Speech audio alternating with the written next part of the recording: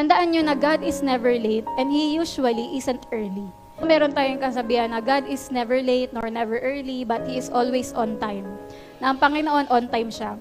Pag kinamusta mo yung mga tao ngayon, sabihin, uy, kamusta ka na?